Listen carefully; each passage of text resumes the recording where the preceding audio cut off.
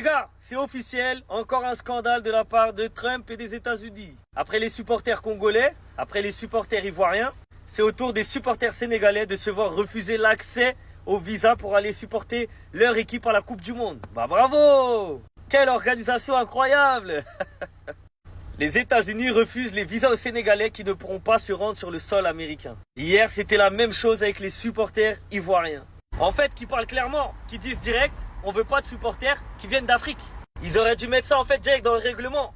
Quand la FIFA a décidé d'attribuer la Coupe du Monde à Trump et aux États-Unis, il y a un règlement qui dit que tu dois accueillir tout le monde, etc. Bref, il y a un règlement pour chaque Coupe du Monde. Ce règlement, il le signe. Et en gros, ça fait partie des points d'attribution de la Coupe du Monde. En gros, si tu respectes pas ça, on peut pas te donner la Coupe du Monde. Quelques années plus tard, voilà le résultat. Donc en fait, dans le règlement, dans ce qu'il a signé, il fallait mettre direct. On veut pas de supporters africains. Tout ça là, c'est un gros scandale. Les gars, derrière les supporters, c'est des humains qui se préparent financièrement, qui prennent des dispositions, qui réservent des hôtels, des billets d'avion. Et à la dernière minute, on leur dit c'est mort, on te donne pas de visa. Ils ne respectent personne. Les Américains ne respectent personne. Et encore moins les Africains. Heureusement qu'aux États-Unis, il y a une grosse communauté sénégalaise qui vont quand même pouvoir aller au stade s'ils ont eu des billets parce que les prix ils étaient extravagants. Mais il y a quand même des supporters qui vont pouvoir aller chanter et supporter l'équipe. Mais ça suffit pas, ça ne suffit pas. C'est un scandale de refuser autant de supporters à la dernière minute, comme ça en fait, sans raison.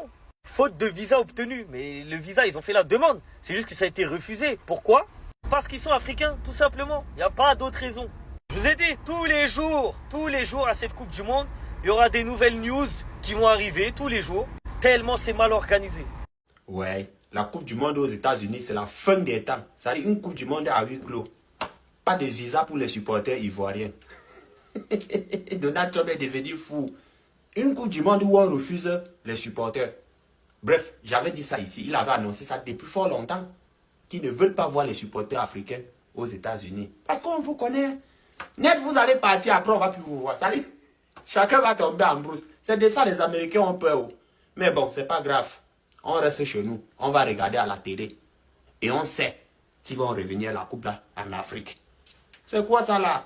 Depuis quand on refuse les supporters d'aller supporter leur équipe? Hein? Vous ne saviez pas que la pièce maîtresse d'une équipe là, c'est les supporters. C'est les supporters. On refuse carrément. On ne veut pas voir les supporters africains aux États-Unis. Donald Trump quoi? Non, c'est pas possible. Et surtout les gars, n'oubliez pas de cliquer ici, allez prendre vos coupons pour la Coupe du Monde.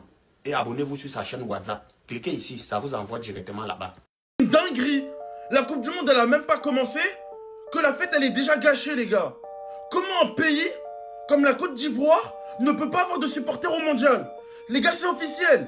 Les supporters venant de la Côte d'Ivoire ne pourront pas se rendre aux États-Unis pour le mondial. Ces derniers n'ont pas pu obtenir de visa. Les États-Unis, vous êtes écœurants, vous êtes dégueulasses. Vous privez une nation entière de ses supporters lors d'une Coupe du Monde. On s'en rend compte ou pas? Non les gars, faut faire du bruit, c'est pas possible. Je suis pas ivoirien, mais si ça aurait été mon pays, les gars, j'aurais fait scandale. Mon ami, abonne-toi. Pour plus de contenu sur la Coupe du Monde, on est en live tous les jours. Comme on a pu voir, l'équipe sénégalaise arrivait pour la Coupe du Monde avec un traitement qui n'était pas comme les autres équipes.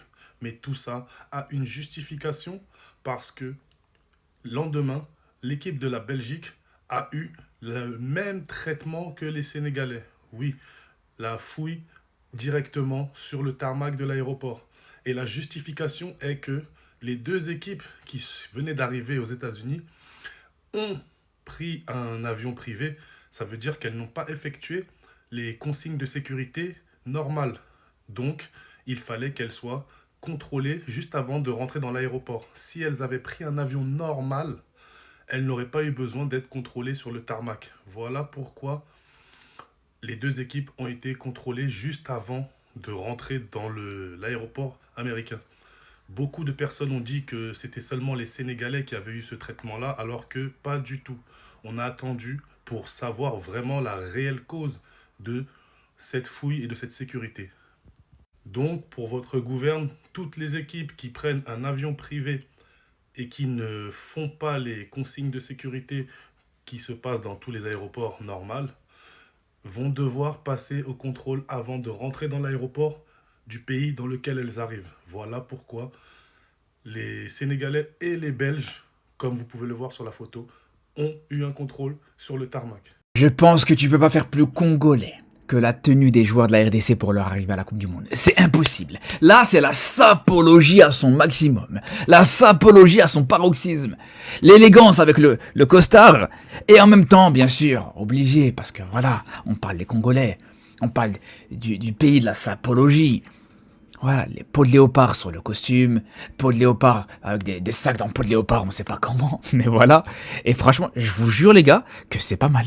Je vous jure les frères, c'est difficile de faire mieux. Je sais pas s'il y a une équipe qui peut prétendre avoir fait une arrivée avec une tenue aussi classe, aussi surtout représentative de leur pays. C'est ça qui est intéressant les gars, parce que il y a le côté léopard pour la sapologie, mais il y a aussi le côté léopard pour le surnom des joueurs congolais. Et ça aussi c'est intéressant. Et franchement les gars, je vous le dis, mais pour moi, toutes les équipes qui participent en Coupe du Monde doivent arriver en tenue traditionnelle. Mais moi je milite pour ça. Mais moi je suis pour ça tous les jours. Pour moi ça c'est incroyable les gars. Non vraiment, bien joué les Congolais, bien joué. Dingue les frères, après vous avoir montré les conditions cataclysmiques de cette Coupe du Monde, je vais vous montrer les supporters qui ont été refusés. Les supporters écossais privés de mondial. Plusieurs supporters ont vu leur autorisation ESTA pour les États-Unis révoquée à quelques jours du mondial 2026. Certains avaient pourtant obtenu les accords depuis plusieurs mois et ont déjà dépensé des milliers d'euros en voyage et en billets. Plusieurs craignent désormais de manquer la Coupe du Monde. C'est pas fini. Officiel, les billets destinés à l'Iran pour les supporters au mondial ont été supprimés. L'Iran explique que le quota accordé à la Fédération iranienne de football a été retiré de manière inattendue. La raison officielle n'a pas été communiquée. Le règlement permet à chaque fédération participante d'obtenir 8% des places de la capacité totale du stade. Écosse, Iran. On passe au suivant. Les supporters congolais privés de Coupe du Monde aussi. Les restrictions mises en place en raison de l'épidémie d'Ebola en RDC empêchent de nombreux supporters congolais de se rendre directement aux USA pour la Coupe du Monde. Et la situation pourrait encore se compliquer. Malgré les frais déjà engagés pour les billets de match, la FIFA n'a pour l'instant apporté aucune réponse claire concernant un éventuel remboursement des billets pour cas de force majeure. C'est même pas fini. Officiel, les supporters venant de la Côte d'Ivoire ne pourront pas se rendre aux États-Unis pour le mondial. Ces derniers n'ont pas pu obtenir de visa. 500 supporters de Côte d'Ivoire étaient espérés. Alors, tenez le visa ou le passeport? Non. Pourtant, personne n'en a parlé. Aucun Ivoirien, aucun Congolais. Après, pour l'Écosse et l'Iran, ça ne concerne pas l'Afrique. Donc, on ne les considère pas comme des hypocrites. Salam alaikum, Dimal Mardib. Quoi qu'il arrive, c'est du foutage de gueule.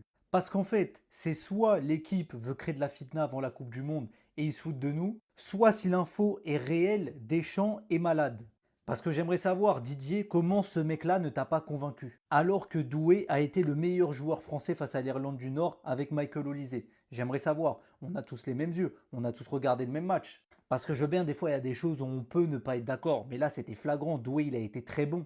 Parce qu'en fait, ce mec-là, il va tout apporter. Il va t'apporter de la percussion, du dribble, de la présence dans les petits espaces. Il est bon dans le dernier geste. Il t'apporte aussi défensivement. Il fait les replis. Il court comme un fou à chaque fois. Mais moi, je vous avoue, maintenant, j'ai une théorie. Si ça s'avère vrai, ça, et que Barcola est préféré à Désiré Doué, c'est parce que ce mec-là l'a décidé. Voilà, je le dis. Parce que Barcola, lui, il va faire son rôle d'ailier percutant, il va coller la ligne. Il va pas trop déranger Kylian, à vrai dire. Kylian, il aime bien un petit peu désaxer sur le demi-espace gauche, essayer de faire le playmaker. Chose que Désiré Doué a très bien fait contre l'Irlande du Nord et qu'il fait mieux que Kylian Mbappé. Oui, oui. Parce que Désiré Doué, ça va pas être cet ailier qui va coller la ligne, qui va percuter, même s'il sait le faire.